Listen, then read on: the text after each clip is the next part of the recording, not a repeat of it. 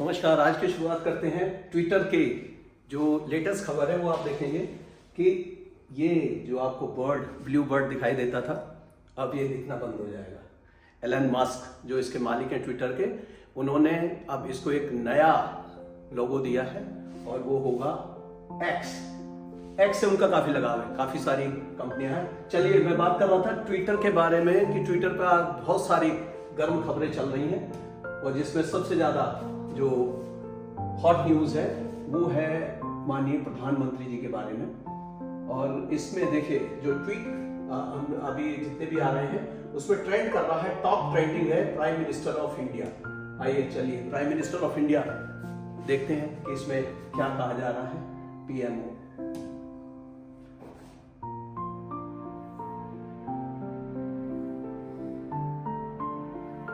इसमें ये waste Bengal assembly के बारे में ये पटारे जी को इसमें श्रद्धांजलि दी गई है।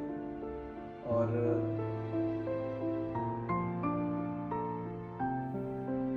ये देखिए, ये है glimpses from today's BJP parliamentary party. इसमें कुछ ऐसा कह दिया गया कि आज उसको लेकर बहुत सारी डिबेट है, जिसमें इंडिया शब्द के लिए कहा गया है कि India popular front of India के साथ भी है, इंडियन मुजाहिदीन के साथ भी है, इंडियन कांग्रेस के साथ भी है।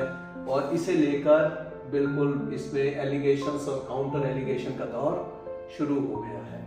अभी आप देखेंगे इसमें जो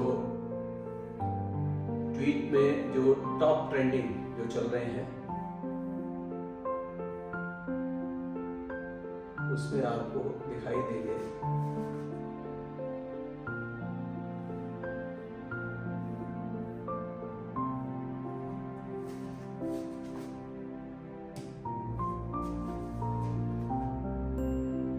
चलिए ये देखते हैं। इसमें टॉप ट्रेंडिंग जो पॉलिटिक्स में चल रही है वो चल रहा है मणिपुर हॉरर। इसमें 41.8 के ट्वीट आ चुके हैं। दूसरा है ट्रेंडिंग इन इंडिया, रश्मि शाहनूरी मस्जिद ध्वस्त करो, Manipur violence, prime minister of India, IRCTC, income tax return, EWS आरक्षण बढ़ाओ सरकार, ईस्ट इंडिया कंपनी। इसमें तुलना कर दी गई है। इसमें ईस्ट इंडिया कंपनी एक बार फिर से ये न्यूज में बन गई है। इसमें कहा गया है ये सूर्य प्रताप सिंह है, IAS रिटायर्ड। उन्होंने लिखा हुआ PM का स्तर। विपक्ष मणिपुर पर सवाल पूछे तो उसकी तुलना east India company PFI Indian Mujahideen इससे कर दीजिए।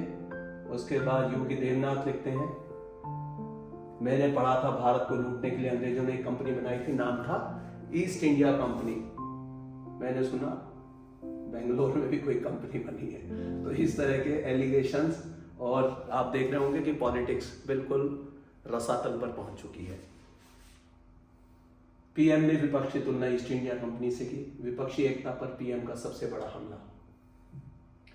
उनका कहना कि ऐसा दिशाहीन विपक्ष आज तक नहीं देखा। आपने देखा कि लोकसभा में, राज्यसभा में कोई बिजनेस ट्रांजैक्ट नहीं हो पा रहा। क्यों? क्योंकि बिल्कुल इसमें एक स्टैग्नेंट स्थिति पैदा हो गई है। ओपोजिशन डिमांड कर रहा है PM का स्टेटमेंट मणिपुर के मामले में, और जो होम मिनिस्टर है वो कहते हैं कि हम उसमें जो है जो भी स्थिति है उसके बारे में बयान देने के लिए तैयार है, लेकिन डायलॉग शुरू हो। लेकिन अभी तक ये जो डेडलॉक है वो नहीं टूटा है। PM मोदी ने विपक्ष पर हमला करते हुए ये कहा।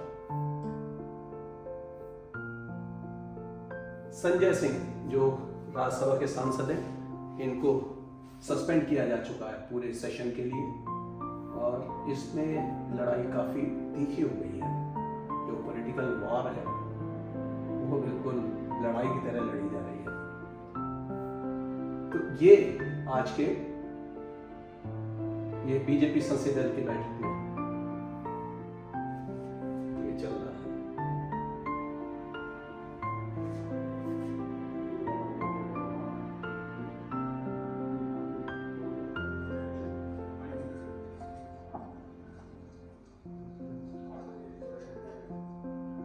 तो ये पार्लियामेंट्री कमेटी की बैठक है जिसमें ये स्टेटमेंट दिया गया था, जिसे लेकर काफी गर्मागर्मी शुरू हो गई है।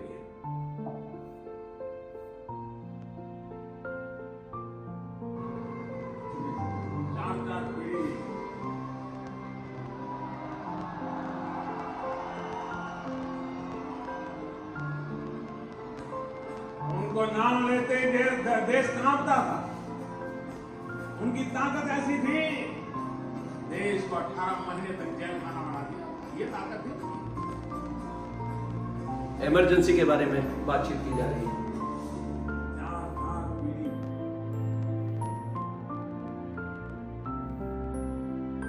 विपक्ष का काम रोको अभियान। पीएम का कहना कि विपक्ष के पास कोई विजन नहीं है, तो इस प्रकार से ये चल रहा है। देखते हैं मणिपुर में क्या चल रहा है। मणिपुर हॉर्न।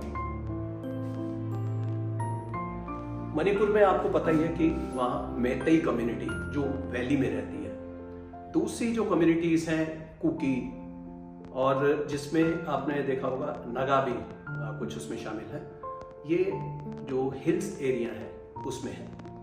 तो वहाँ जो आपस में काफ़ी दिनों से जो तनाव चल रहा है, वो तनाव शुरू हुआ था जो मैतेई कम्युनिटी है उसको रिजर्वेशन देने के मुद्दे से शुरू हुआ।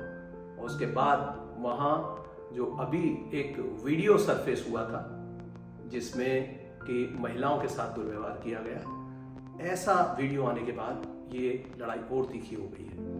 अभी आपने देखा होगा कि नागालैंड से भी ये अल्टीमेटम दिया गया कि वहाँ से जो मैतेई हैं वो खाली करके चले जाएं। इसी प्रकार से जो एथनिक वॉर है वो काफ़ी तीखी हो चुकी है। सभी ये जो कम्युनिटीज़ हैं जो इसमें इन्वॉल्व हैं, उसमें आप देखेंगे कि वो अपने अपने क्षेत्रों में जहाँ भी कोई कम संख्या में अल्पसंख्यक जो दूसरी ट्राइब है या दूसरी जातियाँ हैं, उनके साथ वायलेंस करने से बाज नहीं आ रहे हैं। और इसमें गवर्नमेंट की जो मशीनरी है वो काफ़ी इसमें काम कर रही है, लेकिन पुलिस की अपनी सीमाएं हैं। इसमें महिलाओं को ढाल बनाकर काफ़ी शरारती तत्व इसमें बदमाशी कर रहे हैं। अब ऐसी स्थिति से निपटने के लिए एक कार्य योजना बनानी पड़ेगी और जिसमें सभी दलों का समर्थन होना चाहिए, क्योंकि ये सब जो देश के बारे में जो हित से जुड़े हुए मुद्दे हैं उसके लिए कम से कम सभी पॉलिटिकल पार्टीज को एक मंच पर आना चाहिए और इसमें एक स्ट्रैटेजी तैयार करनी चाहिए कि किस तरीके से हम ये जो वहाँ पर माहौल बिगड़ रहा है उसको सही किया जा सकता है। आइए कुछ और मुद्दे देखते हैं इसमें किस तरह की बातें इसमें बताई जा रही है।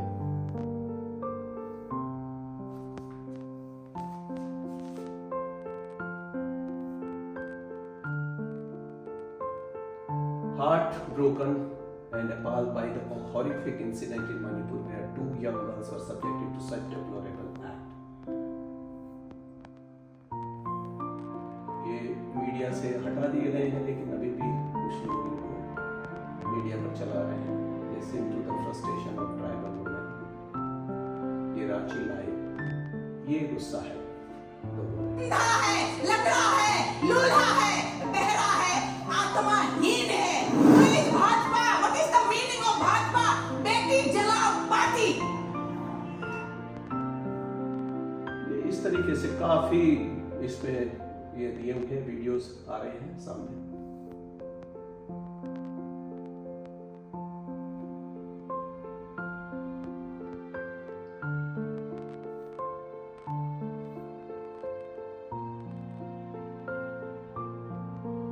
Naked men protest Manipur violence in Raipur. South Asia Democratic Voices Forum का दिया हुआ है कि the people of Manipur have recognized BJP as democracy.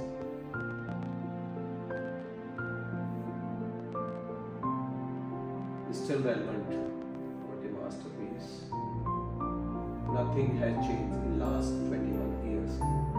Gujarat का कंपैरिजन करके दिखा रहे मणिपुर और गुजरात में मुस्लिम प्रेग्नेंट वुमेन को gang rape. There are 2 Kuki women were forced to go naked. Myanmar headache for Manipur. CMM at clashes. Shameful video. Same boys and teachers sitting on a roadside. ये इटावा का उसको comparison कर दिया है।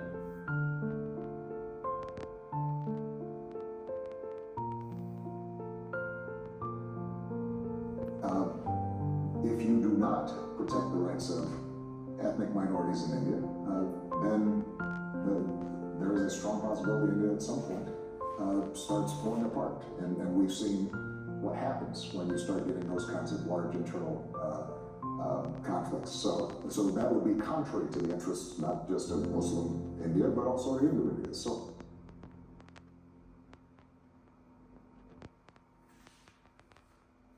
राघव शर्मा का ये मैते ग्रुप वर्सेस कुकी ग्रुप।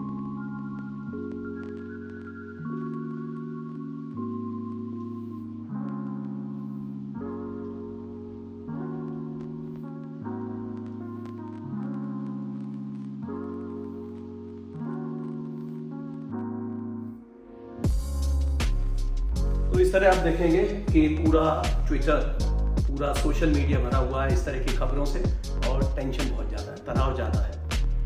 भारतीय संसद में इस मामले पर चर्चा होनी चाहिए, इसमें सभी दलों को मिलकर एक ऐसी कारगर स्ट्रेटजी तैयार करनी चाहिए जिससे कि मणिपुर की हिंसा रुके। इसी तरह की खबरों के लिए जुड़े रहिए लॉ प्रेम प्रकाश से। जय हिंद।